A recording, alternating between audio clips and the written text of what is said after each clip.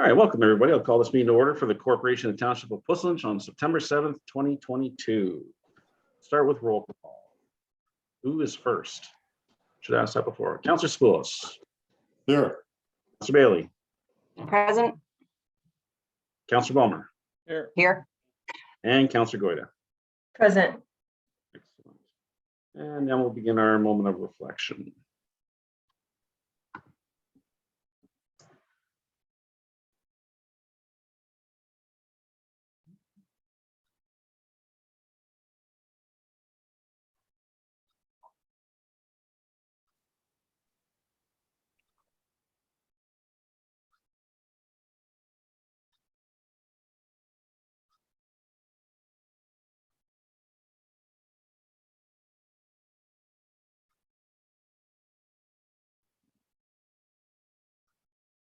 All right, that concludes our moment of reflection.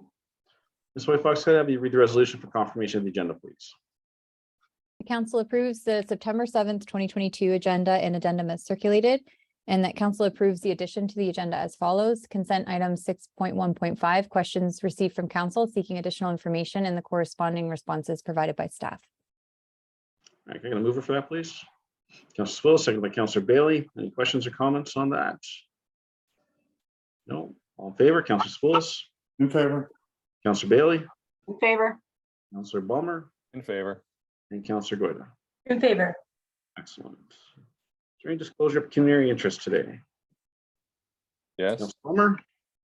Item 7.1, the delegation from Sunrise Therapeutic Riding Center regarding their site plan agreement. Okay, thank you. Just gotta write this down. Councillor Goyda. Yes, same item, 7.1, the delegation regarding Sunrise site plan agreement. Because I'm a member of the board of directors for Sunrise. Thank you. All right. I guess we're close enough to move to the delegation, Ms. White-Fox. Yes, I see both delegates in the attendee section. I can move them over.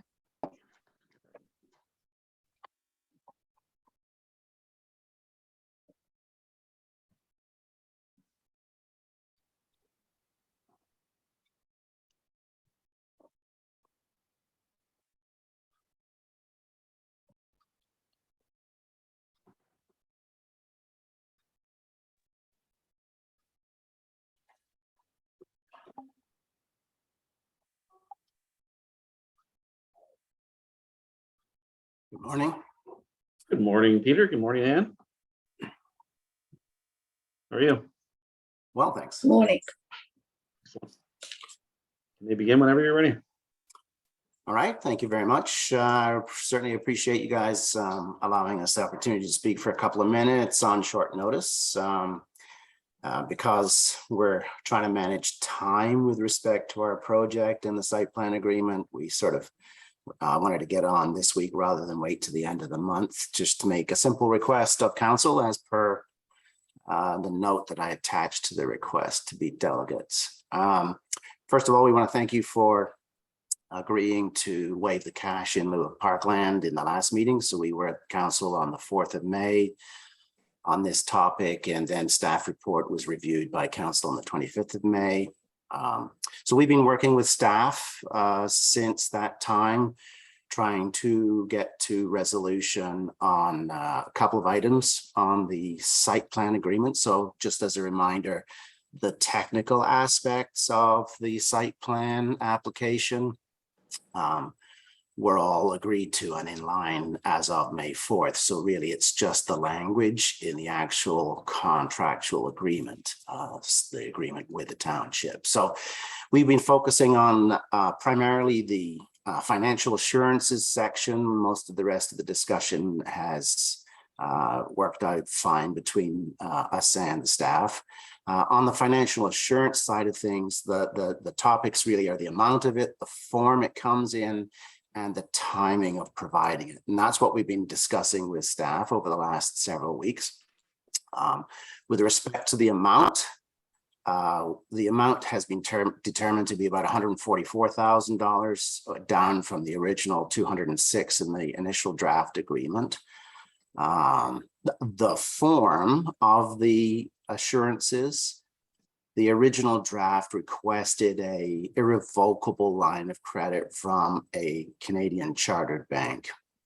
We have explained in the past the challenges we have with respect to getting such an instrument, given the nature of the operation, the lack of credit history. And so we have continued that discussion and had no positive response from potential lenders to allow us to extend a letter of credit. What we did get from the last meeting was a donor who came forward who heard of the need and has offered to use their credit facilities to provide us with funds to meet the requirements. That will incur some interest charges, but their credit facilities are by far superior to any that we might be able to achieve on our own.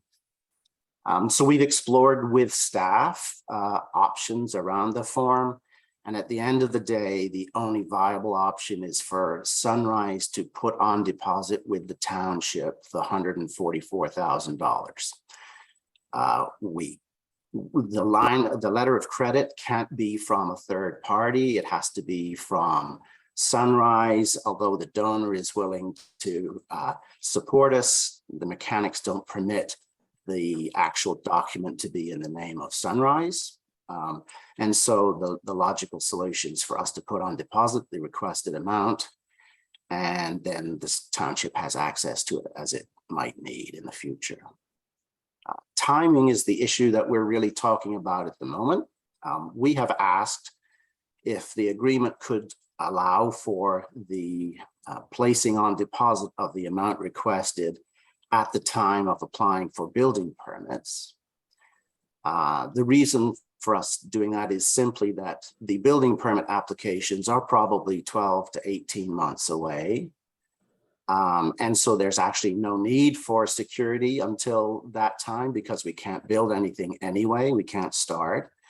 And it allows us to have a signed agreement in place, which is a pivotal state for the project when we go to CMHC and other grant funding agencies to be able to say we're as close as we are to being able to build, because they want to know that you're ready to start building within a reasonable time frame. So we really would prefer to have the agreement signed and in place, but we won't be starting to build for 18 to 24 months. And we don't want to incur interest unnecessarily to provide security for something where there is really no activity. Staff informed us that the procedure is to collect the assurances at the time of signing the agreement. We talked to a few interested parties, people to give us some advice, and they suggested we come and talk to you because what we don't know is if staff have latitude and whether or not they need council's agreement to modify the agreement from their normal procedure to allow for collecting of the security prior to building permits being issued. So we are here to ask if it's allowed and permitted under the applicable legislation that council either direct or advise or provide permission to staff to create a site plan agreement that deviates from the norm and collects the assurances prior to issuing of building permits. Okay, thank you. Anne, did you have anything you wanted to add? No, I think Peter's covered it. Oops. I think Peter's covered it well. I mean, I think bearing in mind that we're not a developer and we're not a private individual who has the money to build, we are a registered charity, and that really is the crux of the matter, and we're hoping that we can resolve this issue. Okay, thank you, Anne. Do we have a staff member that can maybe speak to the proposal of taking a security at the building permit issuance stage of the project? I don't know if they've looked into that and can educate council on that, please. Would that be Ms. Fox or? Certainly, thank you. So we have looked into this and actually sought some counsel from our legal counsel on this. And just the timing of it, the timing of securities being either collected at the time of signing the agreement or at the building permit stage prior to it being issued, as well as looking at the legislation. And timing does play a big factor here with when securities are collected. And that comes down to what is deemed applicable law under the building code and what the CBO can hold up a building permit or a development permit for, and what when they're obligated to actually issue a building permit. So site plan control, the agreement is applicable law in that it does need to be signed and completed prior to the CBO issuing a building permit.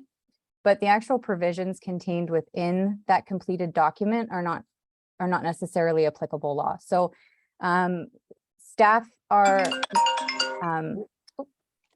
not recommending that a provision be added to the site plan control agreement to collect the securities at the time of building permit issuance. And that's simply because in general, for any applicant, that provision is not considered applicable law. So just in very simple terms, if there was an issue with getting securities at the time of building permit issuance, the CBO would be obligated to issue that development permit, that building permit, even in the absence of those securities. So that's why it's the timing of it is important to collect those securities at the time of signing the agreement. That's when the township has the ability to collect them in order to get the agreement signed and deemed complete. And ultimately, those securities are going to be in place. They are the assurance that the township has that the applicant will develop in accordance with the plans. They're also the assurance for the township that if the development stalls or isn't completed, or there are deficiencies, that those securities can be drawn upon. So again, just the timing of it and the legislation and applicable law, it does come into play here. And so staff do recommend for all site plan agreements that those securities be collected at the time of signing. Okay, thank you, Ms. White Fox. A question for you, Peter and Ann. You mentioned that the preference would be to pay the securities when the building application permit is going to be issued. So it is the intent of Sunrise to pay the $146,000 in, say, 18 months, and you would have secured those funds somehow by that point. Is that a fair statement? Yeah, we have a donor, a supporter of Sunrise, who is prepared to extend to Sunrise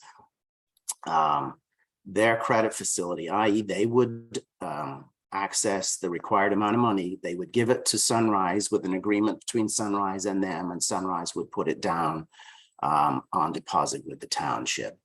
And so that allows us to meet the requirement of the township to have access to funds without impediment, should they need it later in the project. And our request was simply to not incur the interest associated with that deposit for the next 18 months, albeit less than we would be able to get ourselves at a bank. It still is a cost. And so we were trying to avoid that cost and defer the placement of the $144,000 until it was actually going to secure activity, because we will not have started construction, will not have permits for 12 to 18. When you initially presented it, it sounded like you had the benefactor, but then you mentioned that it can't be in the benefactor's name. So I wasn't sure if you were trying to imply that they couldn't make a cash donation and then you pay it. I thought you were trying to say there was some complication. So you do have a benefactor that will donate to you. So what we're concerned about is interest on a line of credit for 12 to 18 months, possibly 2 years. So what I do want to say is that the township, I think you recognize that we're very supportive of Sunrise. We waived the parkland dedication fee. We transitioned from, grant funds from Puslin Lake towards Sunrise. These are things that are well within our means and able to continue in the future. This one, the interest charges and changing when the security deposit is collected is not ideal for the township. And unfortunately, precedent setting things for now, there's not a lot of development in Puslin, but there are things coming down the pipe. And I'm just concerned about putting us in a bit of a predicament with developers. So unfortunately, I feel that this is just a cost that's going to have to be incurred. But I can assure you that, staff will work as fast as they can on your applications, to try to ensure that that timeframe from, is as short as possible. But typically it's not on our end. It's, if you change consultants or, you got to just keep up to date on that portal that they use in the building department. But everybody's in your corner. We want to help you, but I think this one's a tough one. I think we're going to have to keep the securities at the site plan part of the program project. So those are my statements. I'll just see if there's anything from council. Any members of council have a question? Mr. Spoulos? Yes, I have a question of the deputants. What sort of dollars are we looking at per month? So it'll be 144,000. I think that the rate that the benefactor can get the funds for us was prime less 3/4%, or prime plus 3/4%. I honestly have to go back and check. So we're probably looking with current interest rates at about 4%. So $6,000 a year. Question of staff. The money that goes into the bank, does it accrue interest as well? And does the person who supplied the funds, do they get the benefit of the interest? I think that may be a question for our Director of Finance. Our understanding was you're not allowed to invest on, deposit. So Peter, I think that's. I'm asking a question of Yes. staff. Peter, just hang tight. Mary, Ms. Hassan? Yes, so it depends if we are receiving a letter of credit in this case, or an actual bank draft or check with the security funds. I'm sorry, Courtney, are you able to address that? It'll be funds. It'll be a check. They can't secure a line of credit. Okay. So it is placed in our general bank account, and that does accrue a small amount of interest. I'm not sure what the exact amount is, but it's just our general bank account, so.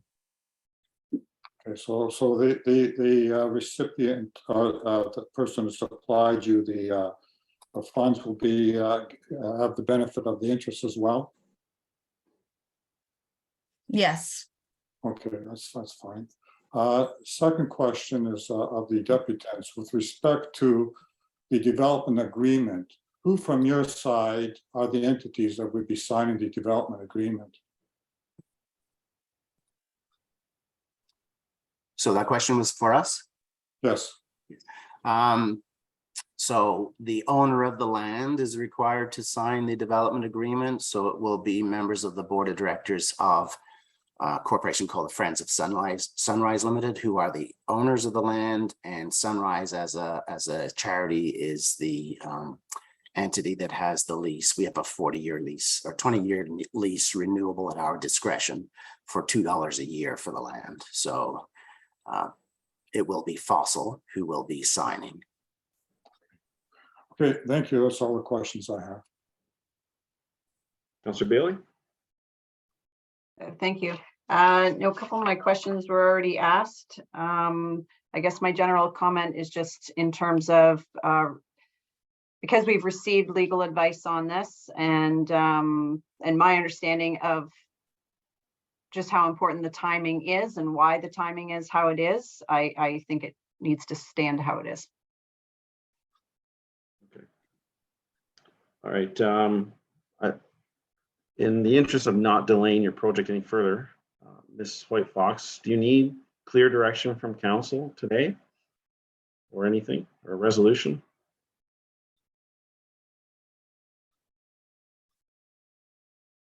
So it may depend on council. If council would like to see more information back in a staff report, we can certainly do that and bring it forward at the next meeting. Otherwise, we could receive this delegation for information.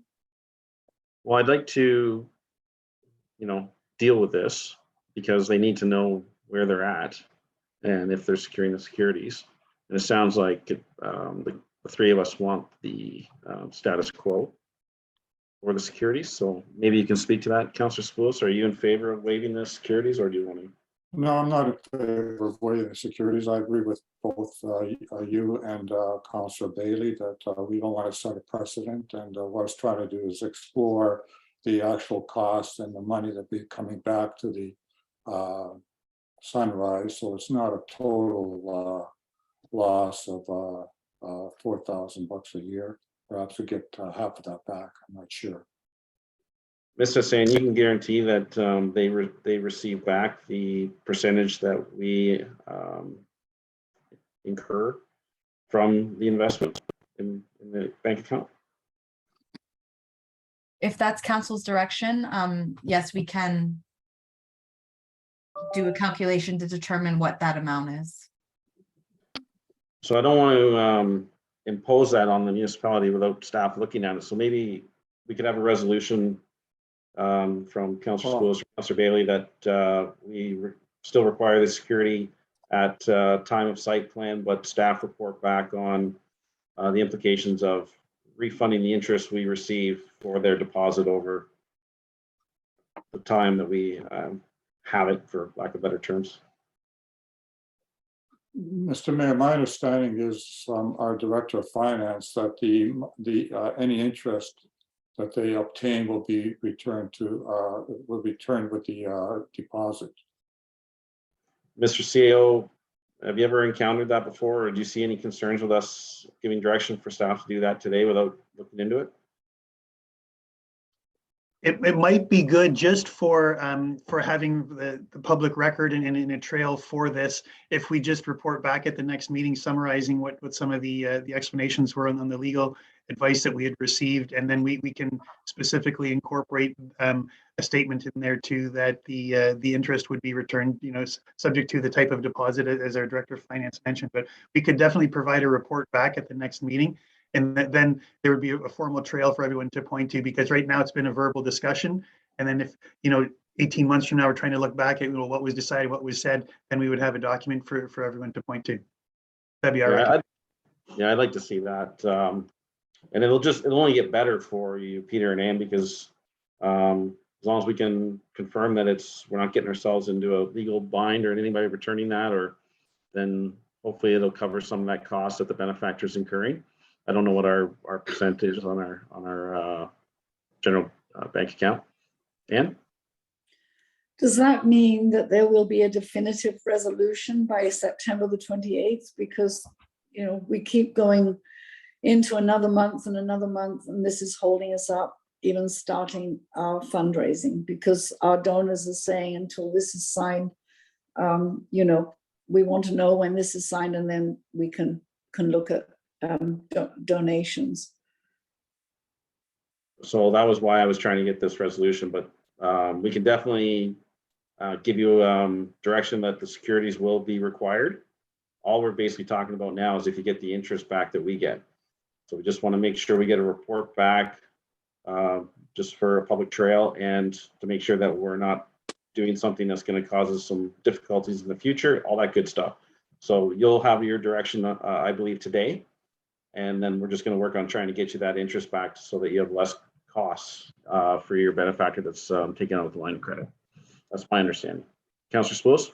Yes, I'd like to move a motion that the current practice of requesting funds be as per status quo, and that staff report back on the implications of returning the funds with interest at the next meeting. Very simple. Does that cover it well for you, Mr. CAO? Yes, that covers it. Okay, can I get a seconder for that, please? That should be you, Councillor Bailey. Yeah. Any discussion, Councillor Bailey?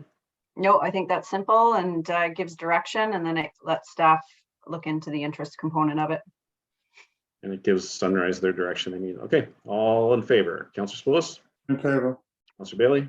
In favor. I'm in favor. That's carried. Okay. I hope that helps, and we'll do our best to see if we can mitigate that interest cost that you have. So thanks for coming today. Appreciate it. Thank you for your time and your consideration. Thank you. Have a good Thank day. you. Bye-bye. Bye. Mrs. Hoy Fox, you read the resolution to receive the delegation, please. The council receives a delegation prepared by Peter Cummins and Ann Keen regarding Sunrise Therapeutic Riding Center site plan agreement. Can I move it for that, please? Counselor Spoulos, second by Counselor Bailey. All in favor, Counselor Spoulos, In favor? Counselor Bailey, In favor? and that's carried. All right, welcome back, Counselor Goyda and Counselor Bowmer. We have a resolution for the consent agenda, please. The consent agenda items listed for the September 7th, 2022 council meeting be received for information. Does that include the addendums, or did we already do that? We added the additions just when we confirmed the agenda. Okay, sorry. All right, can I get a mover for that, please? Mhm. Counselor Bailey, seconded by Counselor Goyda. Yep. And items to be reviewed. Counselor Spoulos. Yes, 6.1 and 6.17. 17, okay, Counselor Bailey, any items? No, none for me. Counselor Bowmer?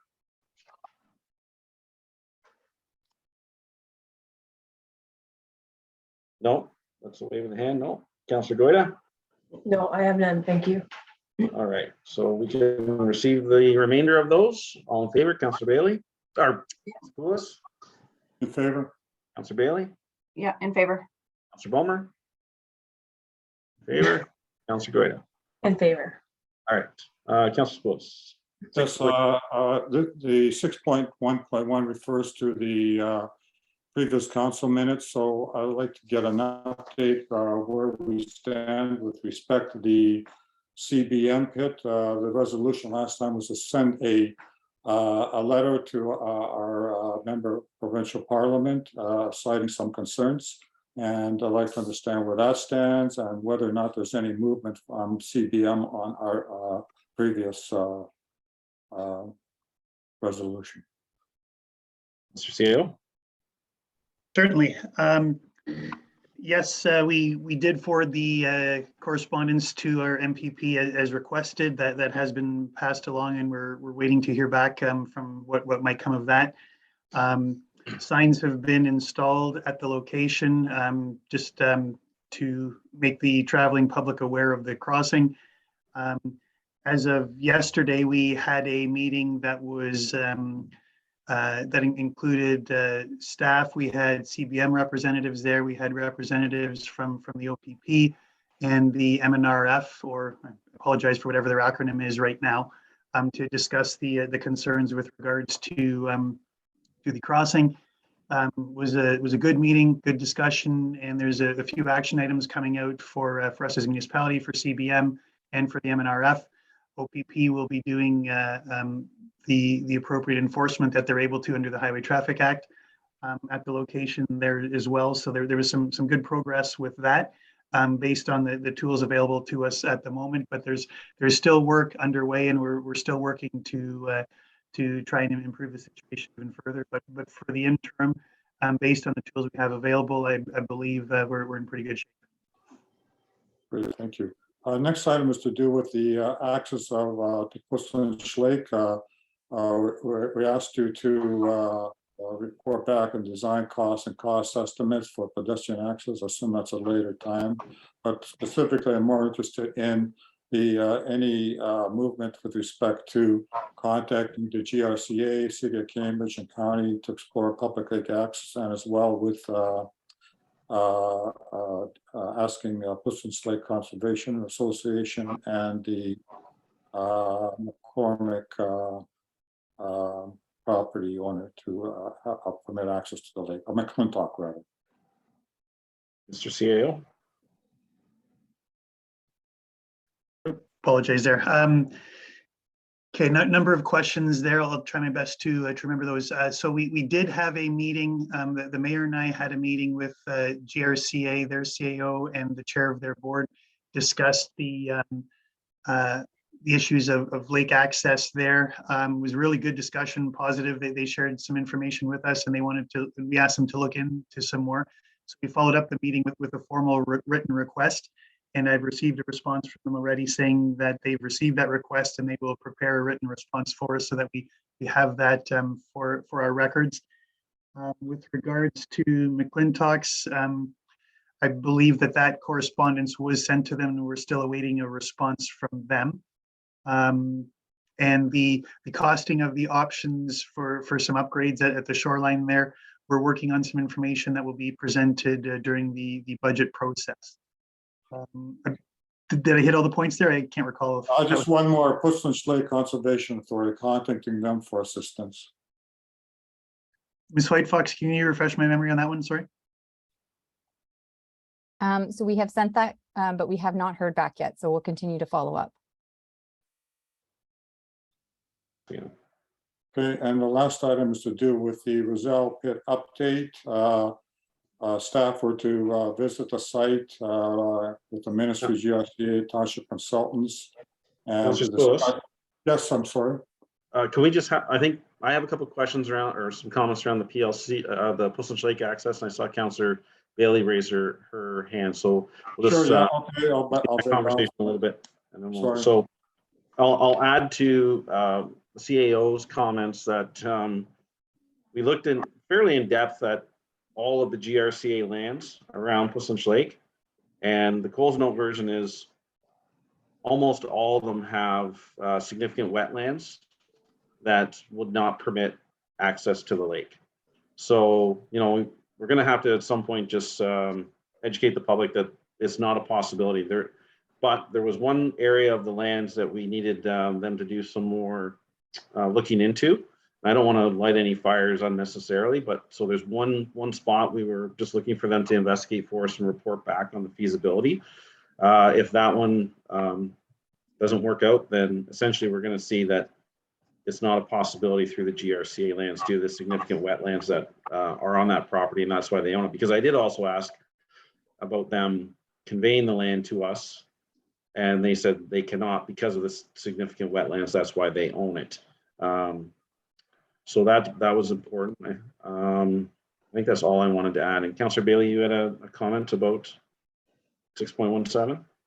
I was just going to say we have a meeting tonight. I have a meeting tonight with the PLCA, so I'm sure there's going to be some discussion there, and maybe I can touch base before I go to the meeting, make sure I have all the information that you've just mentioned. Okay, that'd be great.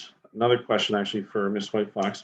Have we done a search of all of our right-of-ways around the lake? Are we aware of them?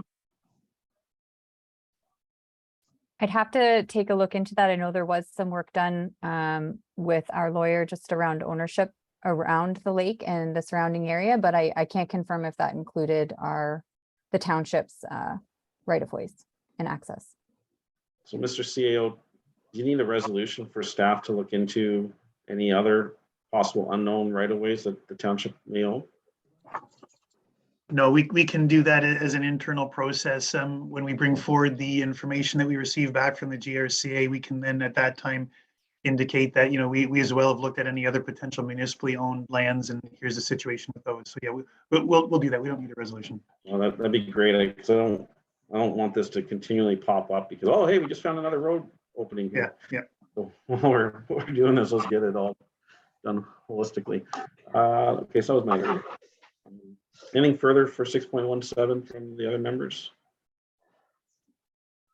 No? Okay. All right, Councillor Spillis. Yes, last one is the site trip on the Roselle Pit, and I was wondering if there's any update that it happened and what was it did happen. Do we have any preliminary indication of how it went and what transpired? Ms. White Fox, can I defer to you on that one? Yes, certainly. So the meeting happened on August 23rd, the site meeting. All attended. They were, CBM was able to make contact with the landowners to gain access to the private ponds. That's what was communicated to staff from CBM. So we are just waiting on a summary report from our hydrogeologist as well as our ecologist that both attended. And we'll reach out to the GRCA too as well to get some comments, and we're hoping to bring that back to the September 28th meeting. Great, thank you very much. Okay, Ms. White Fox, do we just need to receive these items for information or as a verbal update? I do have the resolution just penned to receive item 6.1.1 in respect to the CBM resolution and the Pusslinch Lake Access Resolution that were passed on August 10th, 2022. Okay, you gonna move for that, please? Mr. Spillis, seconded by Councillor Bailey. All in favor, Councillor Spillis, In favor? Councillor Bailey, In favor? Councillor Palmer, In favor. Councillor Goya. In favor. Excellent. All right, now we're gonna get into the meat and potatoes. All right, I believe, Also 6.1, 6.17. oh, sorry, I thought they were inclusive. And Ms. White Fox, resolution for 6.17, please. No, I haven't done that yet. Oh. Well, that's the environmental registry. Go ahead, sir. Yeah, I was wondering if our CEO can give us a snapshot on who's responsible for climate change plans, and is it us as a township in our own area, or is it being done holistically by the county? Sorry, Councillor Sapulis, could you expand a little Yeah, bit? on the question? is the emissions performance standards, is it something that's being undertaken by the county as part of the climate change, or is it something that we have to do on our own? I believe it's being done by the county, but I can confirm that. I'll confirm that and I can report back. Well, okay, if it's done by the county as part of climate change, then I'd like to suggest that this item be forwarded to the county to review and formulate a response on our behalf. Okay, we can do that. You're moving that. I'll take that as a seconder. I need a seconder, please. I'm pretty certain the county has a climate change coordinator, individual. And okay, any questions or comments on that? Okay, all in favor, Councillor Spillis, In favor? Councillor Bailey, In favor? Councillor Bulmer, In favor. and Councillor Goyda. In favor. Ms. White Fox, that should deal with 6.17, correct? Yes, thank you. Perfect. All right. Now on to here. My screen here. On to reports. This is Ms. Hassan. 9.2.1. All right. This one's going to take some time, but give me a quick summary, Ms. Hassan, and then Sure. I feel what we'll do is we'll go through each item and try to get you your decisions, and then we'll review it and make sure we got everything figured out. Okay, sounds good. So the purpose of this report is to provide council with the proposed changes to the user fees and charges bylaw and to obtain direction from council to proceed with holding a public meeting to solicit input on the proposed fees. This report is an annual report that we prepare collaboratively with all township departments and staff within the township. So some of the first sections of the report discuss some recommended amendments to the budget development and control policy as it relates to the CPI inflation rate recommendations. So just to give council a quick summary on that, our current process was to utilize Statistics Canada and Ontario Ministry of Finance budget. So the amount that they had proposed in their budget, which was published on April 28th, 2022, was 2.5%. And that's a projection for 2023. But as we all know, the inflationary trends have been significantly higher than that amount. And so the recommendation in the report is that we utilize CPI for Ontario from May to May, which is currently 7.8%. There's a section in the report that just discusses some of the CPI inflationary trends that we're seeing in 2022 and the Bank of Canada's increases to the interest rates that have consistently occurred in 2022 as well, which have impacted inflation. And just so council's aware, our 2022 user fees and charges were adjusted by 2% based on the information that was available at that time. As we are all seeing, the actual 2022 inflation has been significantly higher than the 2%. So Mayor Sealy, did you want me to go through the recommendations or? Whatever's easier for you, just do it linear, each item that we need a decision on. And Okay. quickly discuss them. Okay, so the report includes the proposed bylaw. So both the bylaw wording and the schedules in the bylaw. And then the recommendations in the report are on page 106 of the agenda package. So one of the recommendations is that clause 5A of the budget development and control policy be amended to state that user fees and charges shall be automatically adjusted annually based on the CPI for Ontario from May to May, in order to allow for consistency with how we calculate CPI for other types of matters in our budget process as well. Okay, so councillors, let's go around. Any concerns with going to the May to May automatically from the Ontario index? Councillor Willis? No concerns. Okay, Councillor Bailey? No concerns. Councillor Balmer? This is just making it consistent. We already went May to May on the COLA. This is just to go bring the two clauses into being consistent in that policy. So I think it makes sense. Councillor Goyda? Yep, makes sense. All right, Mrs. Sand, the next item. So the recommendation in a previous user fees and charges report was that staff report back on the non-resident rental surcharge applicable for Puss Lynch Community Center rentals and its impact on revenues.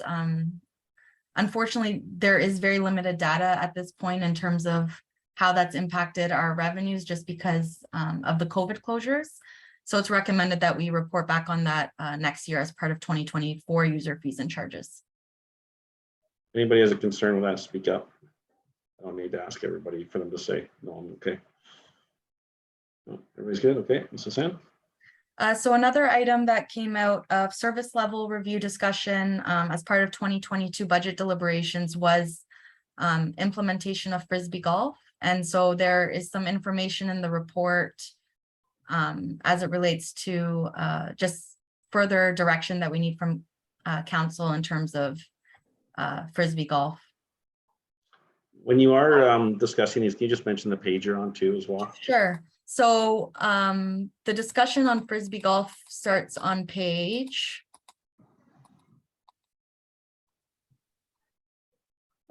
117 of 163 of the agenda package. For the public that view it later, they can keep up. Okay, so Frisbee golf, any comments?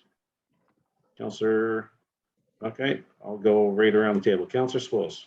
Yes, I noticed in the report, it says that staff didn't get any indication that there is community support for this. I'd like to suggest that we refer this to the Recreation Committee to get an assessment if this is something that is desirable for the community and a suggestion on which park it should be in, rather than us speculating and getting into arguing amongst ourselves, we need or don't need. I thought we should try to get some community input to the Recreation Committee. Yeah, I agree. The only thing I would be maybe cautious on the wording, and I would like to support the director on the parks that he's chosen. Right, they're the two largest ones, right? So I wasn't sure if you were trying to give them the leeway to decide not to use those and use a different park in the township. Or... I was going to throw it open entirely to look at all the parks. Like very few people know about the park at Fox Run. Perhaps another park is more widely known. The parking at Fox Run is very difficult to get to. There isn't any parking. You can be parking on the street. And we signed the access points, but unless you specifically know of that park, you're not going to be there. So I was going to suggest just reaffirm that that's the right location, or if we need or not need it. Okay, Councillor Bailey. Thank you. Yeah, I also had a comment about the parking concerns at the Fox Run Park. Although I think it's a good location for it. I also wondered, just because of the upgrades that are coming to the PCC, I wondered maybe where this factored in to that. So getting staff's opinion on that. Mr. Fowler? Yeah, so the consideration for the PCC was considered before we had final drawings for the Parks Master Plan. I feel there's still areas on the soccer pitches that could enable a couple holes of Frisbee golf. That the trails and the pedestrian plaza won't factor into being a deterrent for Frisbee golf. Our best option is still Fox Run. You are correct in identifying that there will be parking issues. Other than that, whether it be Morriston Meadows or Old Morriston, those type of parks just don't have the acreage really needed to enjoy a round of Frisbee golf. Okay. Anything further, Councillor Bailey? Yep, and it just left me. I can come back to you. Yeah. Councillor Bummer. Thank you, Mr. Chair. Yeah, I'm glad Councillor Spoulis raised the issue of parking at Fox Run. And I think if nothing else, we have to remember that there are people who live around these parks, and some of the parks already have sports activities or activities that have projectiles. And I think we have to keep that in mind when we think about putting this in Fox Run Park. I think it's a great idea, but people may end up with these in their backyards, and we want to make sure that they're part of the conversation before we put one in somewhere that's on a permanent basis, as opposed to temporary ones that we put up and down at the PCC, Old Morriston or Morrison Meadows. Understanding, of course, the restraints there of acreage, but still, I think that the residents around Fox Run Park deserve to have an opportunity to participate in this discussion as well. So, thank you. Thank you. Councillor Goyda? Yeah, I have to say, in terms of disc golf itself, I mean, I really didn't know very much about it, but I have been doing some reading on it, and it is something that is really gaining in popularity all over the world. And I love the idea of it, but I do agree that I think we need to have some community input on it. And I also appreciate Councillor Sapoulis's recommendation that it goes to the rec committee as well. So it is something that I think could be a great opportunity for the township to introduce a new and up and coming sport. It gives people another way to be active and interact with each other of all skill levels. But I think we need to make sure we're putting the right thing in the right place. And I think getting involvement from both the community in Fox Run or any other community where we might consider putting it, as well as the rec committee, is an important step before we would make any decision as to whether we're going to do it and where we're going to put it. Okay. Thank you. I agree with everything stated here. I do believe it's an upcoming sport. I understand there hasn't been a lot of inquiries to staff for Frisbee golf, but it's almost, I view it similarly to the movie Field of Dreams. I feel if we build it, they will come. Let's just make sure it's the appropriate place. So I like the idea of bouncing it down to the rec committee and getting some input. Not sure how the rec committee plans on engaging the Fox Run residents. I will state, I think, so we'll leave it at that. I don't know if staff could assist. I don't know if we do a public meeting. I don't know if we need to go to a public meeting for Frisbee golf, but anyways, we'll figure it out at the rec committee, and look forward to going forward on that. So Ms. Whitefox, we need a resolution for that to send it down to the rec committee. So I have the resolution that was presented in the report, and I've amended it to reflect council's discussion so that it be forwarded to the Recreation Committee for comment, and that they engage with the residents of Fox Run and report back to council. Well, I guess we should engage with the residents affected by where the course is deemed to be implemented, because if they don't choose Fox Run, we don't need to engage Fox Run residents. Anyhow, Mr. CAO. Perhaps this would be an opportunity to utilize our public engagement tool, Engage Puslinch. You could get some public feedback, put something up there, get some feedback, and then provide that feedback to the rec committee as well. Just as a suggestion.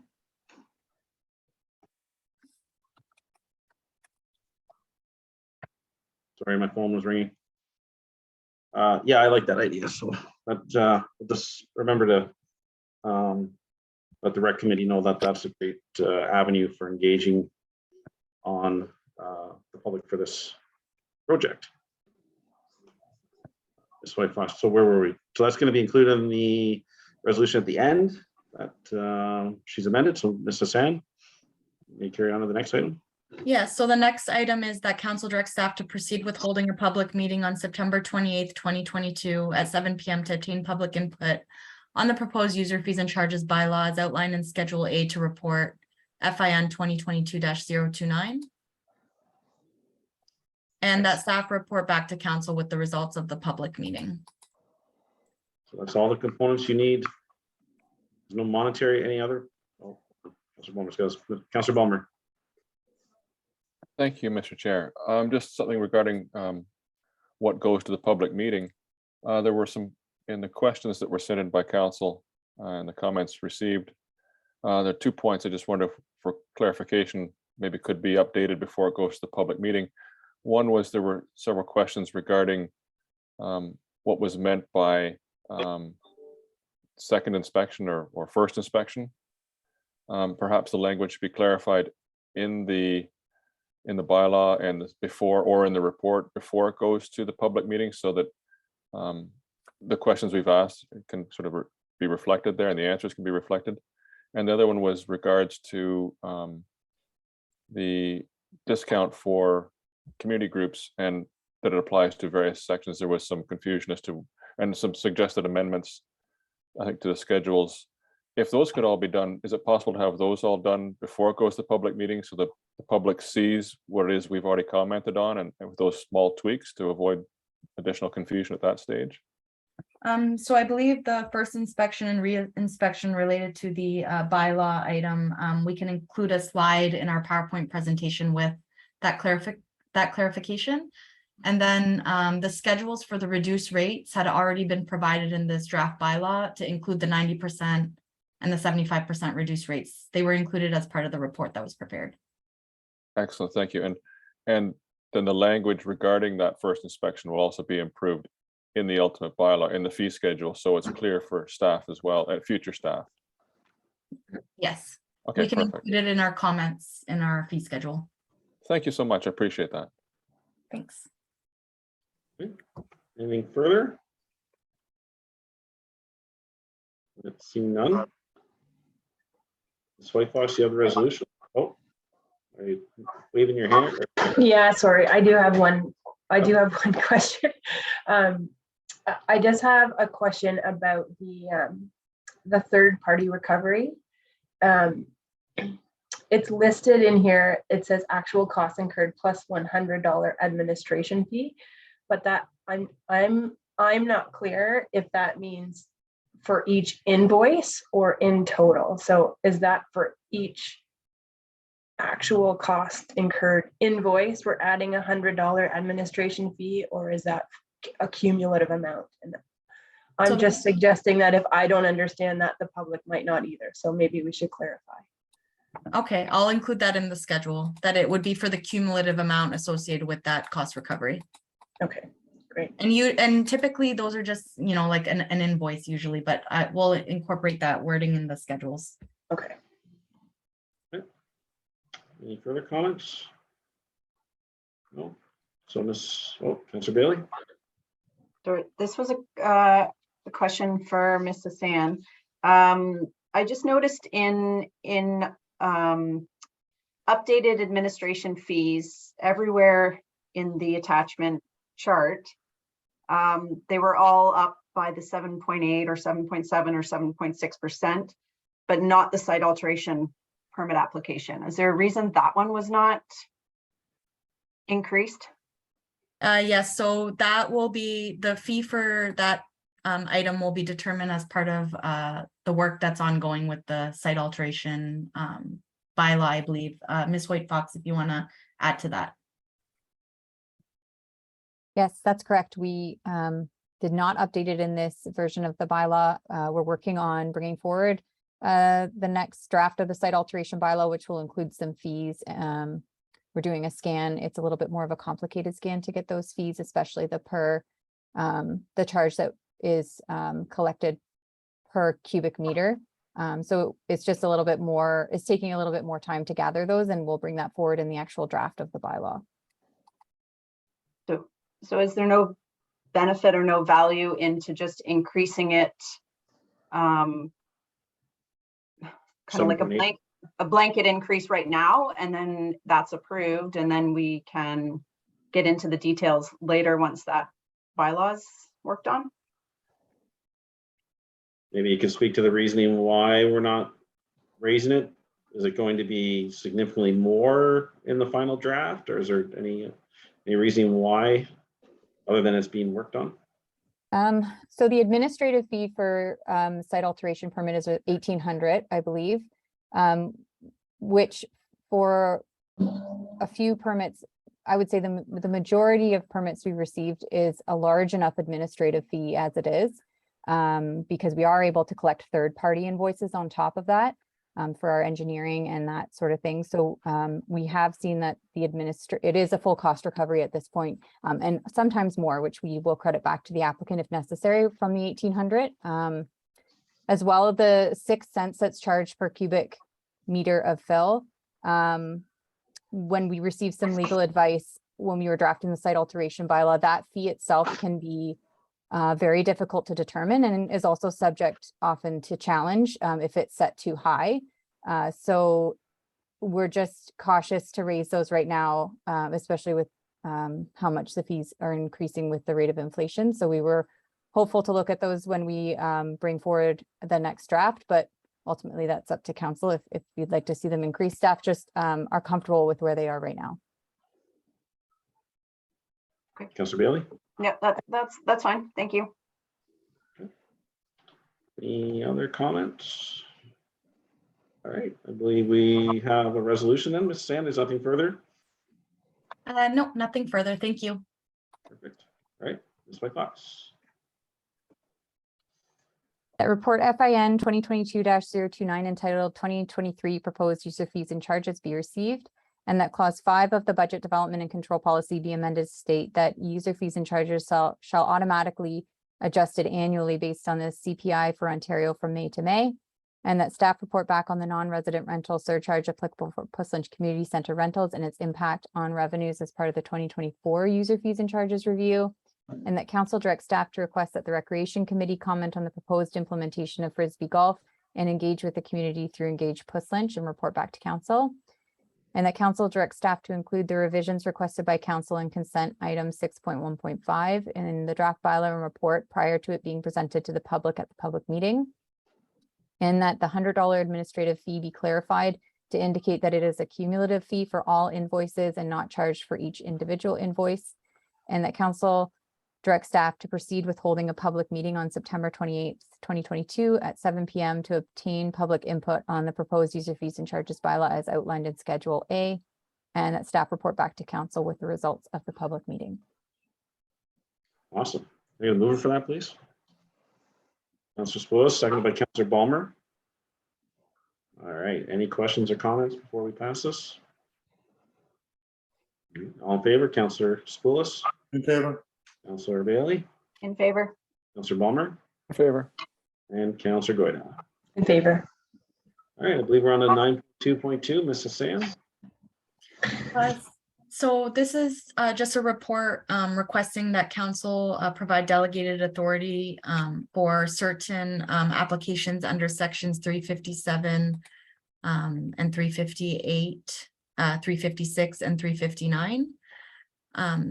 So if council has any questions, I can answer them. I've included as a schedule to the report previous reports that have been provided to council pertaining to this matter. And rationale for the delegation of authority. It's all directly in the report. Thank you. Any questions of Mrs. Sand on this one? No? Okay, the resolution, please. I'll move. Thank you, Councillor Porter. Seconded by Councillor Goyda. All in favor, Councillor Spoulos? In favor? Councillor Bailey?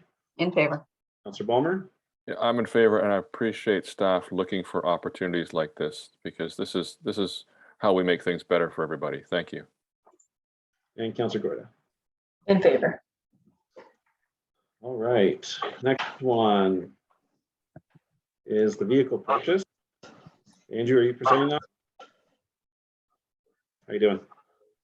Morning. All right. Thanks, Mayor Sealy. The purpose of the report you have before you is to obtain a pre-budget approval for the purchase of a new vehicle for the building department and transfer over the existing vehicle to the bylaw officer. If you have any questions on the details of the report, I'd be happy to answer any questions you have. Any questions about this vehicle purchase? Or Councilor Spoulos? No, I don't have any questions specifically about the report, but I do have a concern about future vehicle purchases. I think the fact that electric vehicles are going to be the vogue of the future, and for us not to get on the bandwagon sooner than later, I think would be remiss if we don't do so. So I'm going to suggest that we look at 2 years in advance to see when we need a vehicle and price out vehicles for 2 years in advance, including hybrid vehicle, and to analysis of the operating and capital costs for that, all inclusive. Because the operating costs for electric vehicle have to be a lot less expensive than the internal combustion engine. And furthermore, with all this climate change activity, gives us some more scoring points. Although small, given the small municipality we are, it does provide us a good check mark saying yes, we're doing our best. I had the same thought process, Councilor Spoulos. This is very early, but I saw the Hyundai hybrid, but a lot of these hybrids have a very short range, 50K or so, and then they just run off the gas motor. And with the demographics of our community, so I know I'm putting the cart before the horse here, but I'm supportive of going to some sort of electric vehicle as long as it's a good fit for the municipality. And then I'm sure there's some challenges with installing a charging station and the maybe if we're planning any expansions of the admin center, that there's considerations taken for charging stations for our own vehicles, but I think it's the right direction to go. Mr. Mayor, you're looking at a PEV vehicle where you charge up the battery and you have internal combustion engine. There's an opportunity here of a fully electric vehicle. I believe one of the options for purchase was a fully electric vehicle. Fair enough, but anyways, I like heading in that direction, but with all the delays in manufacturing and 2-year waits and things like that, it's challenging. But I like the idea of getting ahead of it. Mr. Schwendinger. Certainly, I can speak to that. Yeah, this is something for sure that we've been discussing internally. This was just a quick turnaround with regards to this purchase. So we weren't able to make it work out this time, but this is something that our local CEOs we've been discussing as well. As part of our regular discussions and looking at joint purchasing opportunities and which vehicles are good for which departments and those types of things. So we're definitely looking at that longer range and to see how we can start to transition a fleet where appropriate to electric vehicles for sure. Thank you. Any other comments from council? Councilor Bailey. Thank you. I know this wasn't really an option in the report, but I'm just wondering, Andrew or staff, can you just comment on the use of using a personal vehicle for doing some of the jobs as an interim, if we were to purchase something that's going to take a couple of years to order in? Yeah, using the personal vehicle on like we're often going on rural sites. We're going down long driveways of residential properties. It is best to have something that's easily identifiable by the public, so they're aware who's kind of coming down their driveway. The wear and tear on your personal vehicle wouldn't be good on these construction sites. I think we've done pretty good in the interim of sharing vehicles and helping out our bylaw officer for coverage, but the need of having a vehicle available to him when he needs it, when he has a complaint that's time sensitive that he needs to get out to, it'd be just best to have a vehicle that's suitable, safe and identifiable. Great. Thank you. And I just have a question or a comment for Mary. During the AMO conference, one of the topics that came up was the relationship between climate change initiatives that a municipality might be undertaking and the relationship to like insurance costs being reduced. So I just wondered if at some point in our reporting back, if there's any savings, if we're showing some initiative toward like EV vehicles. I think Mr. Schwendinger, can you maybe speak to that a little bit more? Just so I understand the question properly, Councillor Bailey, you're saying that if we get electric vehicles, there's a suggestion that our insurance rates would become less. Is that the climate change or okay? I haven't heard that aspect through our industry yet. I know some places we're looking at a lot of claims were coming in climate change wise because of increase in flooding, because storm sewers were sized for flows previous, and they're getting a lot of claims for that. But then you have to prove that the upsize of the pipe was handling the increased drainage flows and things like that. I have not heard about reduced insurance rates for EV vehicles, but definitely something we can ask our insurer at the time of insurance renewal and see if there's our trends in the industry. Just out of interest at AMO, what would be the basis for reduced insurance for electric vehicles for climate change? I'm just trying to understand the link there. I think it was just a general, if you're showing that you're contributing to, helping climate change, then there was an incentive. There was a benefit. So if you can show different ways that you're helping. What about fuel storage? Maybe if you don't have fuel storage on site, yeah, but all of a sudden everybody plugged in. Possibly, but we have to look at it through the lens of the insurance company too, is they'll give you a savings when you take risk away from them that they're potentially going to have to pay out. So if we get an electric vehicle for a building inspector, how is that saving our insurance company money? I'm not sure. I can see the link if we increase our storm sewer capacity, for instance. I can see a link there because there's less chance for flooding claims, but we'll definitely look at that with our insurance company in the future. Great, thanks. All right, anything further on the purchase of this vehicle? I do. Mr. Balmer? Thank you. Yeah, I'm struggling with the whole concept that the proper process is to consider this as a pre-budget approval. Less than a year ago, we approved a control policy and budget development policy that recognizes that when we're going to increase our capital, adding a vehicle, really, which is we're adding a vehicle to the fleet. This is a base budget increase. And I would have preferred, and still would prefer, this went through the base budget increase process. We've heard some good questions from Councillor Bailey regarding a comparison of this to paying mileage. I completely understand the optimal or the ideal of having a marked township vehicle, but we've heard that they are able to share it, and we could pay mileage if it was a time-sensitive piece. I'm not trying to get deep into operations, but we've also heard from Councillor Zapoulis sort of an interest in the comparing life cycle costs of different vehicles as opposed to just what's available quickly. And I think that's what we get through going through the base budget increase process as part of the budget. And we see it in the context of the whole budget, especially when we're looking at,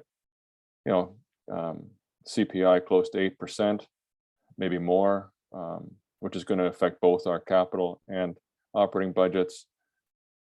And, vehicle prices are rising. I just feel, this is other people's money. I know it's all coming out of reserves now for these, but those reserves have to be refilled, and the base budget increases that go on down the line.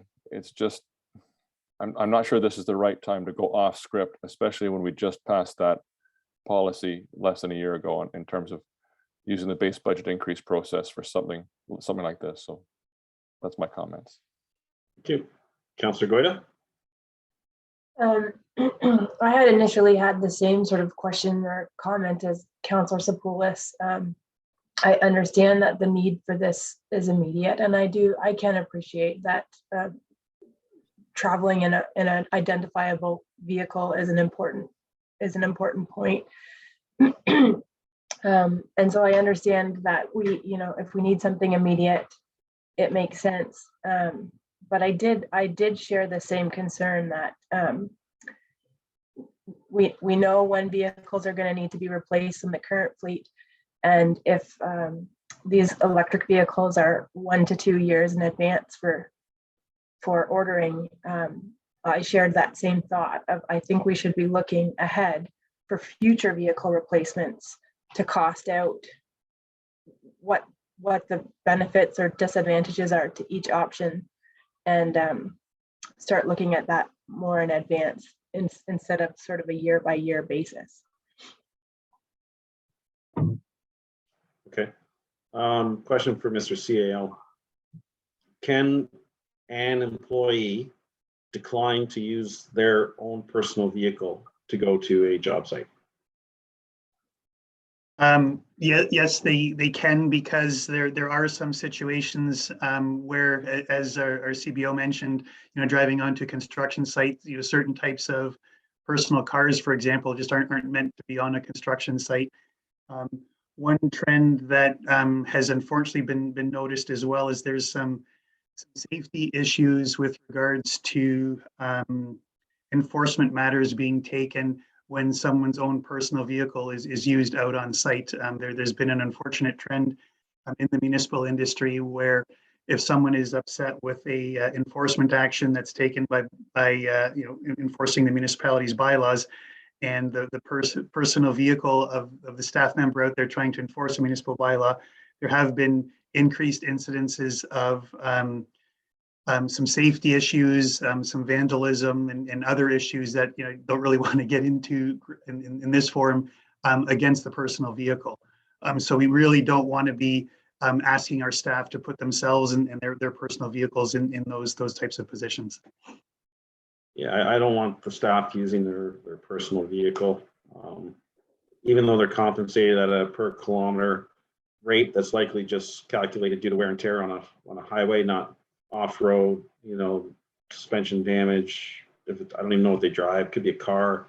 You bang up the front valance. The mileage that we pay is not wouldn't cover those. So then we have the real possibility that we have a full-time bylaw officer. We have a constant problem with fill, and we don't have the ability to have them respond because we don't want to pre-approve a vehicle that's well within our means to pay for.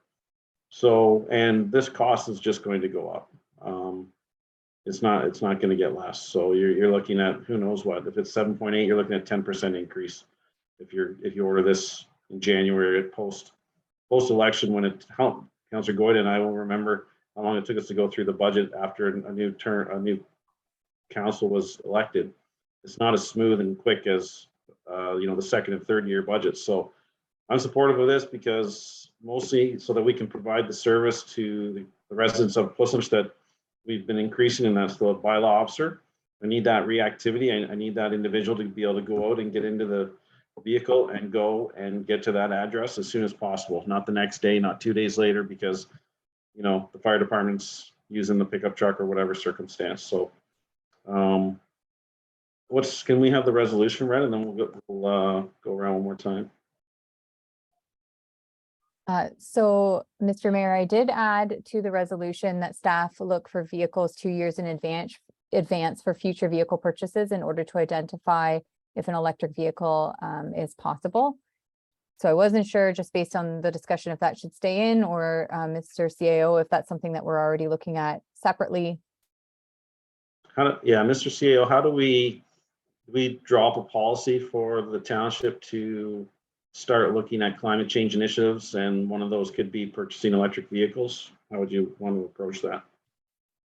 That's going to be incorporated into our whole capital plan as we look at replacing vehicles into the future. So I'm not sure we need a separate policy on that specific item. That's just going to be a new step that we're going to incorporate as we go through this process. So I think we're fine that way. As I said, we're in discussions with all the CAOs within the county, how we go about doing this and joint purchasing and, you know, which types of vehicles work in which departments and those types of things. So this is just something that we're transitioning into as the technology develops and increases. Because like you mentioned, some of them have a very short range depending on the type of vehicle. So this is a work in progress. Councilor Spoulos, are you comfortable with that? As long as it's understood that we're gonna look 2 years in the future, we're not gonna be coming back and saying, oops, we ran out of time. Absolutely. We're facing the 2-year situation right now just because of fallout from COVID and supply chains and all those types of things. And that is hoped to be increasing. And I'm hearing that some of that's increasing or improving already. So absolutely, I understand the concern, duly noted. So we can leave the wording in the resolution that, you know, as Councilor Spoulos asked, that staff look 2 years in advance of replacement vehicles. That way, at least, Sure. Chairman Council can at least has something to reference back to. I mean, this is all recorded and saved, but that's okay. Absolutely. So if you're comfortable with that, okay, excellent. All right. So what are you giggling about, Councilor Bomer? What do they do now? All right, so we had the resolution there read. Maybe go through one more time, Ms. White Fox, because I babbled on there. Yep, certainly. That report, building -2022-004, entitled Proposal for Vehicle Purchase be received, and that council authorized a pre-budget approval of $36,000 in 2022 for the vehicle purchase in the building department in order to transfer the 2016 pickup truck to the bylaw department to be funded as follows. Building surplus reserve, $18,012, and asset management discretionary reserve, $17,988, and that staff look for vehicles 2 years in advance for future vehicle purchases in order to identify the possibility to order electric vehicles. Excellent. Mover for that, please. Councilor Spoulos, seconder. Councilor Goyda, any final comments? I have a question of Council Bomer. How do you figure this is a base budget increase? All we're doing is sliding money from 2024 into 2022. On a 5-year basis, the money's the same. As the report indicates, Councilor Spoulos, this is adding a vehicle to the fleet. This is an increase in operating every year. So this is a change. It's not a decision. Hang on, Councilor Spoulos. Let him just finish his statements. Oh, I'm Please. sorry, Councilor Bomer. Oh, that's fine. This meets the definition of a base budget increase, because this is a vehicle for a position that didn't have a vehicle before, which is, so any new vehicle, any new asset, this is, you know, has to be added to the asset management plan, has to be added to the capital budget, has to be added to the operational budget. That's all. It's not that I'm opposed to the idea. It's just that I think it's not the process to do base budget increases. That was my comment. Thank you. Okay, okay. I understand where you come from, Councilor Bowman. I look at it from the point of view as council's now made a decision on whether or not there'll be an extra vehicle added in 2024 type of thing. That's a separate subject discussion, but let's agree to disagree and let's move forward. Absolutely, thank you. And you're right. In 2024, it would be a base budget increase in 2024, which would go through that process. So, thank you. Okay. All in favor, Councilor Spoulos? In favor. Councilor Bailey? I'm in favor. Councilor Bomer? Opposed? Councilor Goyda? In favor. I'm in favor. All right. Next item. Mr. Sand's doing all the work today. Oh, yeah. All right. What are we at here? 9.7.1, please. So the purpose of this report is to obtain council authorization to execute an agreement with the Municipal Property Assessment Corporation for the permission to enter lands at 23 Brock Road South for the purpose of parking 2 MPAC vehicles. This is an agreement that we had already executed in 2017, which ended on September 30th, 2020. So a new agreement is recommended to be executed based on the report provided to council. All right, thank you. Ms. Whitefox, I'll have you read the resolution. That report REC 2022-013 entitled Municipal Property Assessment Corporation Agreement for Permission to Enter Lands, 23 Brock Road South be received, and that council give 3 readings to bylaw number 2022-038, being a bylaw to authorize the mayor and clerk to execute an agreement with the Municipal Property Assessment Corporation for the permission to enter the lands at 23 Brock Road South. Thank you. Can I get a mover for that, please? Councillor Balmer, Yes. seconded by Councillor Spoulos. Any comments? Councillor Spoulos? Yeah, in principle, is this something like this? Does it continually have to go back to council? Is it something that's we can have one of these matters such as Council Boomer was suggesting that to save on staff time and council time that we delegate the authority for to the staff to update this, renew this whenever it's appropriate? Mr. CEO? Very good point. I have one question maybe for Director of Finance, Ms. Sasan. Does the agreement require a resolution of council for each time or not? No, but the bylaw now includes a clause in the bylaw that the clerk be authorized to execute on behalf of the township amendments to the agreement that have no budgetary impact. So prior to the expiration of this agreement, we could amend the current agreement and just say that it goes until whichever date and not bring that to council and have the clerk authorize that amendment. Well, I'd suggest instead of changing the amendment or the agreement, because the agreement's the agreement and who knows what MPAC might do over time. What if we simply add a phrase to the resolution that would indicate that authority be delegated to staff to authorize renewals of these unless there's a substantive change in the future, something along those lines. So that way, you know, like if say they want to add 10 vehicles or they want something massive changes, then we would bring that back. But if it's just going to continue on status quo, maybe council could delegate the authority for staff to renew the agreement on behalf of the corporation. Is there any value in delegating to the mayor and the CAO so that, or the mayor and staff so that I review it, and then if I feel there's a concern, I can bump it up to council, or just leave it at the staff level? Not that I want, just because we're delegating. And I think this is a fairly small potatoes type item. I think at this level, it would be fine to be staff. Other types of agreement, yes, I would agree with you that it would be good to have a council rep sign it as well. But for this one, I think it's fine, fine at the staff level. Okay.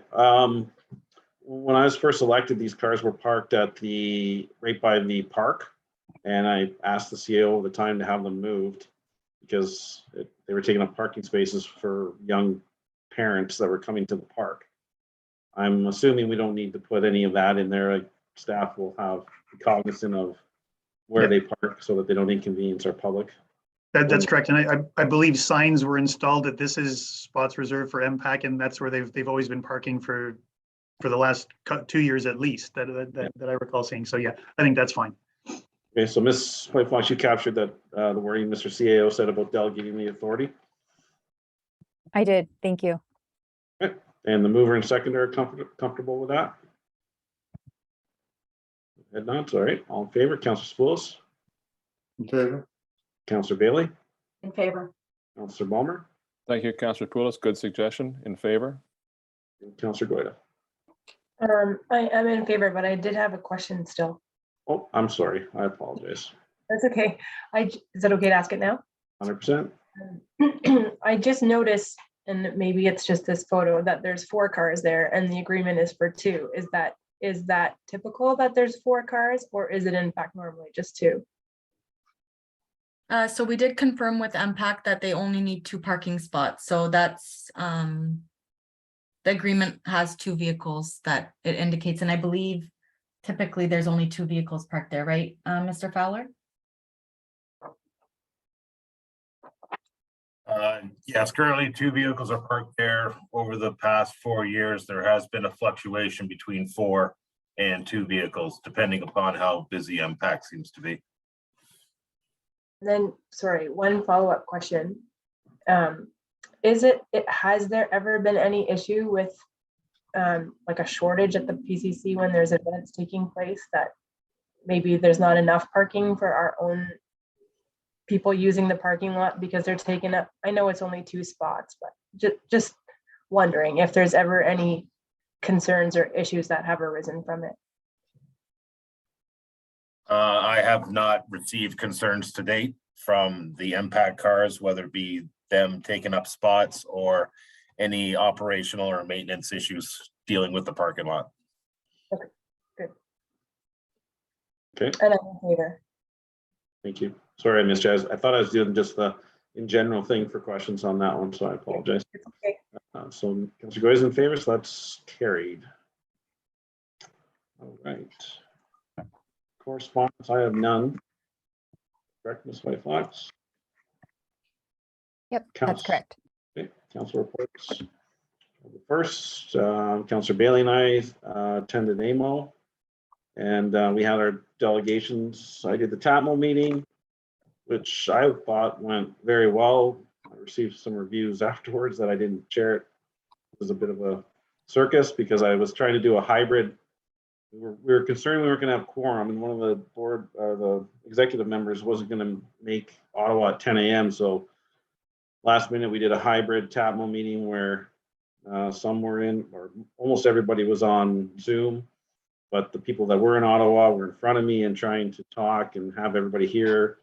The people in the room versus online was definitely challenging, but it was a good meeting. I'm still the chair, and we set, we reviewed our priorities, and we spoke about what we were going to talk to the minister about for the delegation.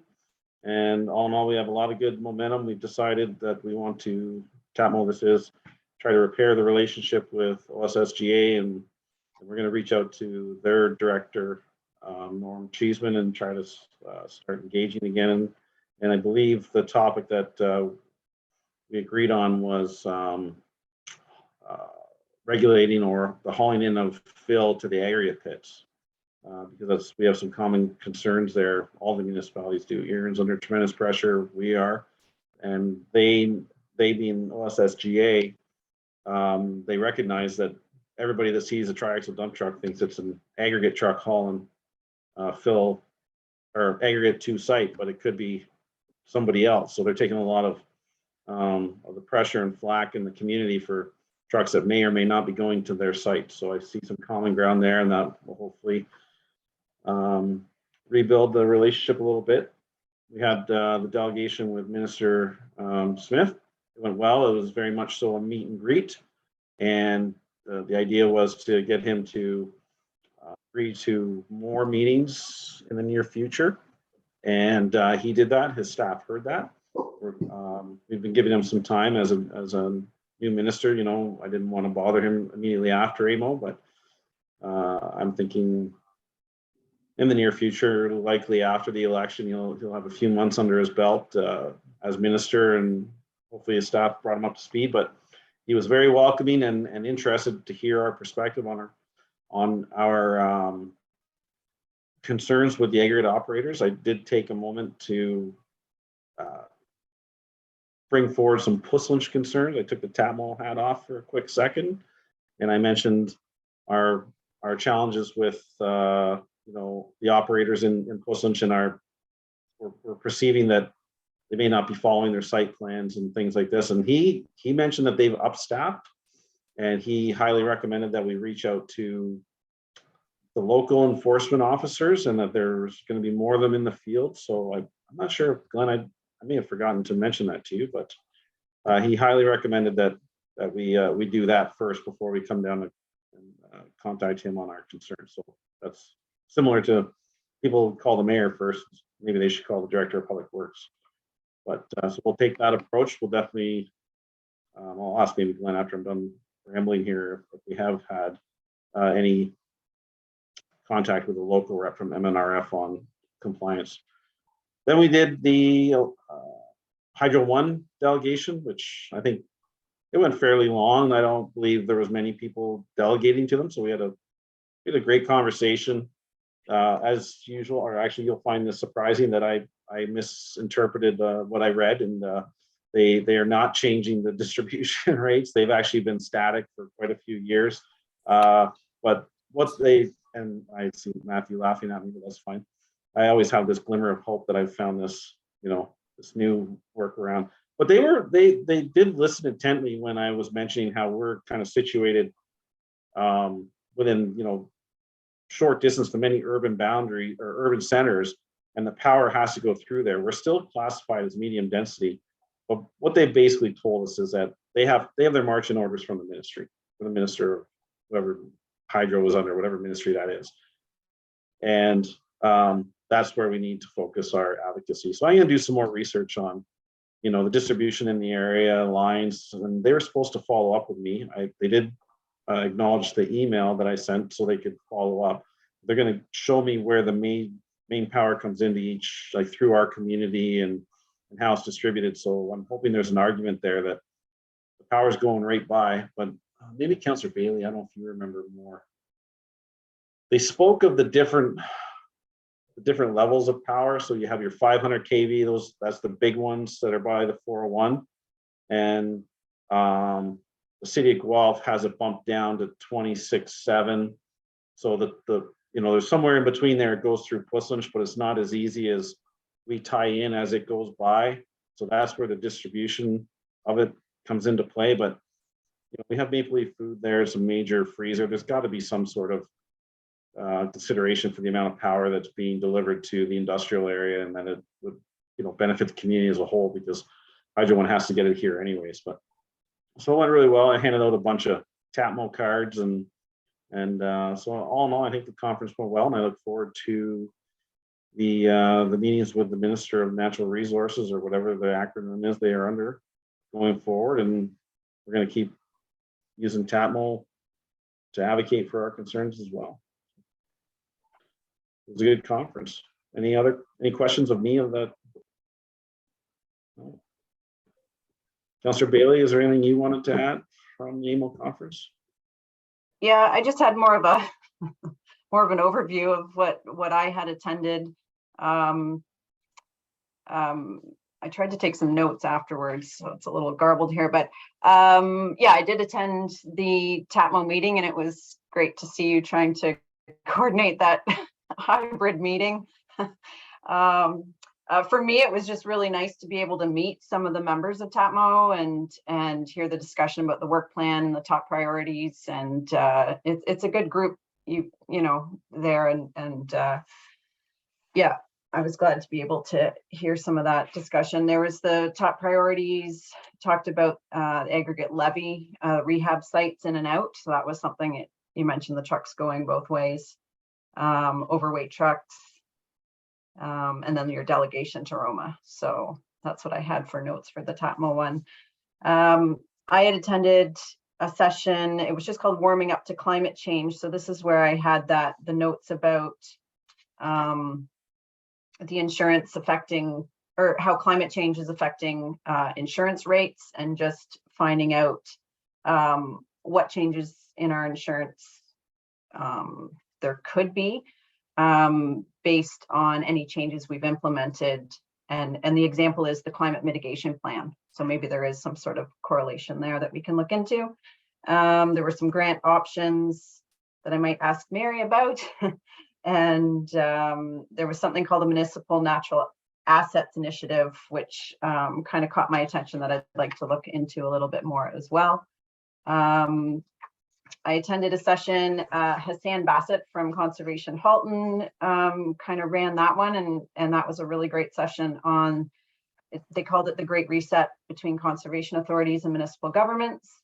Again, I'm happy to see in the mandatory programs and services the passive recreation part, and then the part about how municipalities can request programs and services funded through levy and user fees and grants. So talking about setting up agreements between us. There was a really good session. Deputy Chief Rob Grimwood, he's out of the Mississauga fire. He was a really great speaker on the firefighter services, talked about certification, the community risk assessment, and the different service levels. And how it's based on, how to base a lot of that on risk, money, and capacity, and what we have available to us, and potentially partnering with neighboring municipalities, which I think was, you know, we do a really great example of that. So that was neat for me to hear. And I had the opportunity to just listen in on a women's forum, which was a great session. And then we had the opportunity, Senator Rob Black took about 25 of us through the Senate. So we had a tour, mostly Wellington County reps. And then we were invited back to tour his offices and actually get a glimpse of the renovations going on at the mid-block Parliament there. So that was kind of a really neat opportunity. So for me personally, it really allowed me to make some in-person connections. So with COVID, I have not had the opportunity to meet any of our Wellington County people. So that was great for me. It's a good conference. Thanks, Councillor Bailey. I don't know if anybody has the opportunity to visit Ottawa, but the renovation that Councillor Bailey is referencing is they're building a welcome center and some archives, but they're going below ground. So you have the Parliament building and then a very short distance, and they've blasted out this giant hole in front of the Parliament building so that they can put everything underground and they can cover it up. And then so visually the property will remain the same, but they're putting an addition. So it's pretty impressive undertaking that they're doing. And along with the Senate, they're in the old train station, I believe it was, right, Councillor Bailey? Yeah. So they renovated the old train station, which has a ton of, wonderful architecture on the inside. So they're there for, a decade or more. So it was a very interesting tour, and it was pretty neat to sit with a senator and check out his office. So I highly recommend, councillors trying to get up to AMO at some point, take in those types of tours. But all right, Ms. Whitefox, you have a resolution for that? The council received the mayor and council member updates for information. We're going to move her for that, please. Councillor Spillis, seconded by Councillor Goyda. All in favor? Councillor Spillis? In favor. Councillor Bailey? In favor. Councillor Balmer? In favor. Councillor Goyda? In favor. Sorry, I'm going to rewind here a little bit.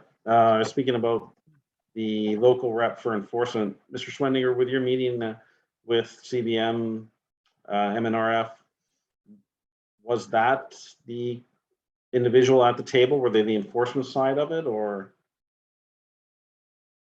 The district manager participated in the meeting. So what do they do? Do they tell individuals to go do investigations upon complaints from municipalities, or? The district manager is basically the head of staff of the local MNR office. So the enforcement folks for aggregate would report to this individual. So have we reached out to that district manager or the local enforcement rep with our concerns, or are we waiting on the report from the consultants?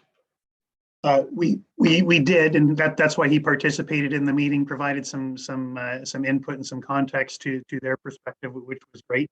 And they're going to be compiling some additional information from within their organization and providing that to us. So yeah, he's definitely well aware of the concerns. They're engaged. Perfect. Yes. So to hear. Awesome. All right. Next we have. Oh, any members of council have any reports? No. All right. Next we have bylaws. That the following bylaws be taken as read 3 times and finally passed in open council.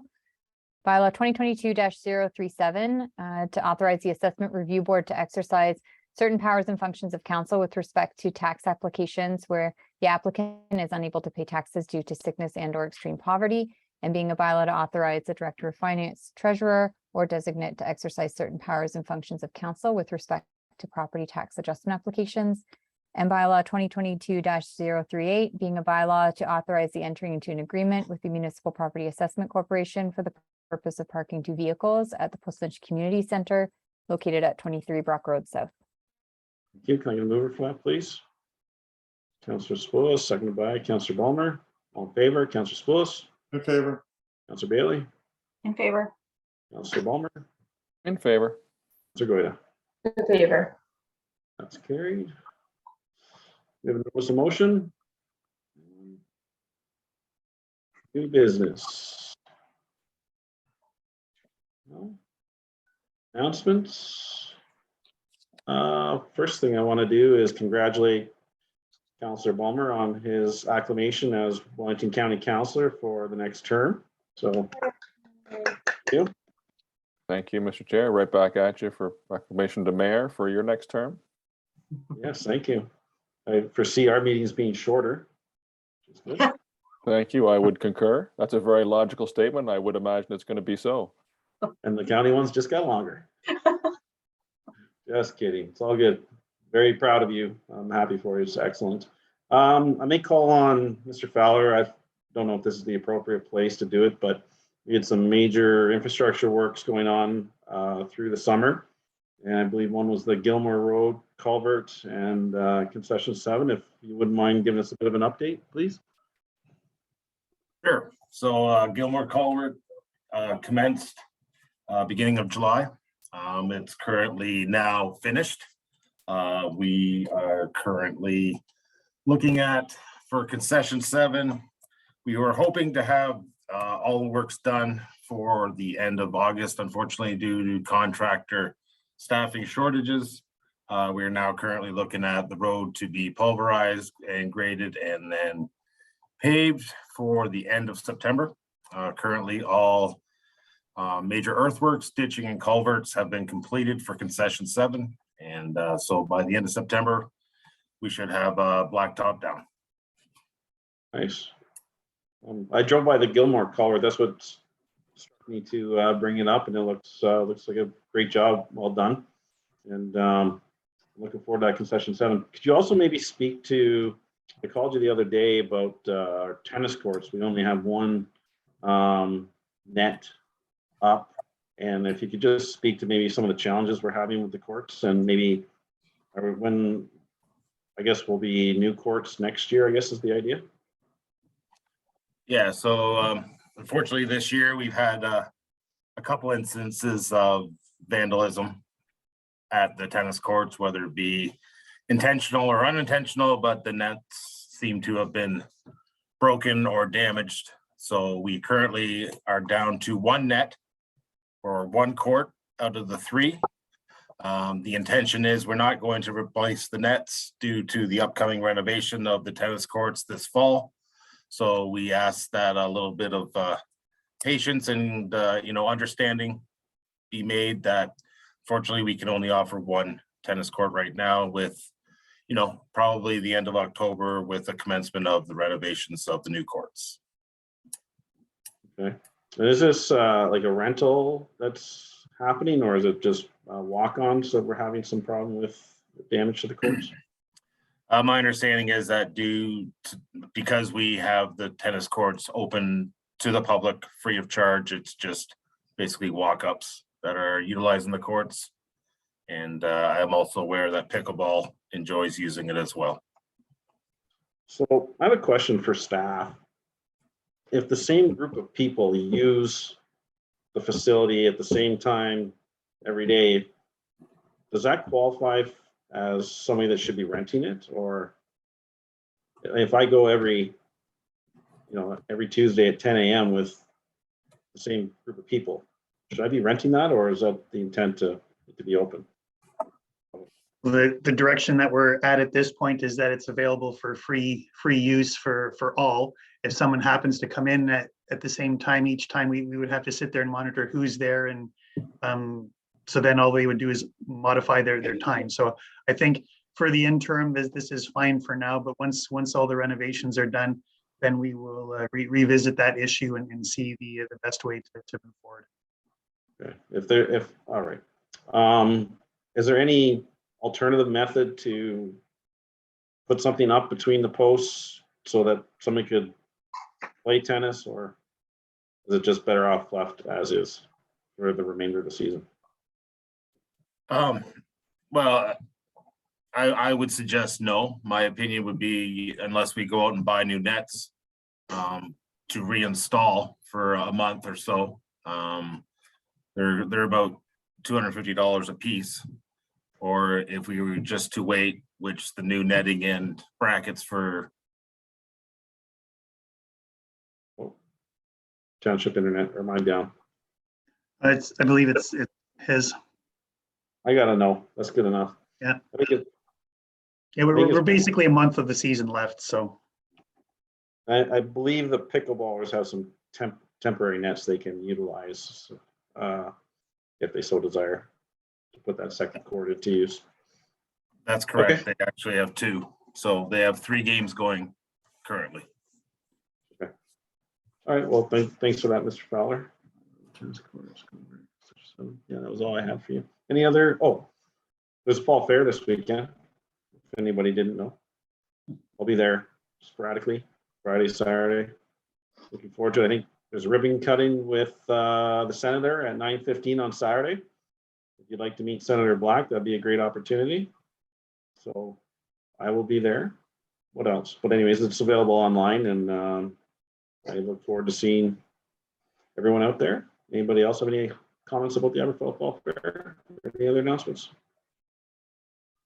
No? All right. We need a resolution for that announcements, Ms. Whiteflax? No, we don't have one for the announcements. Good. All right, confirmatory bylaw, please.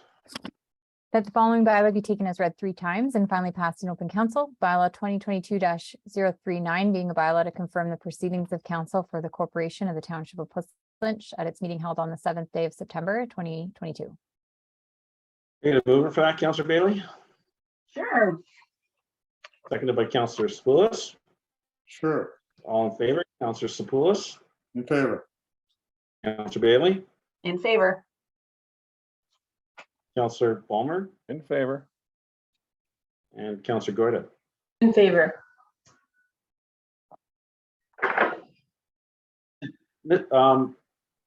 Courtney, yeah, that's the new business card. Courtney. Actually, we'll do adjournment first, but then don't close the meeting right away. So resolution for adjournment, please. So moved. Okay. Oh, sorry. 11:48 PM. Moved by Councillor Balmer, seconded by Councillor Spoulos. All in favor, Councillor Spoulos, In favor. Councillor Bailey, In favor. Councillor Balmer, Favor. Councillor Goida. In favor. Ms. White Fox, did you remove the action out of the closed session part of the agenda because you didn't like my joke anymore? Because usually it was after the closed session that we don't have. I always said that joke. Did you remove that on purpose? No, but that could have been our deputy clerk who did that. He may be Oh, responsible. it's pretty bold, Mr. Bunn. No comment. All right. Well, thanks for the great meeting. Have a great day. Aye. Thanks, everyone.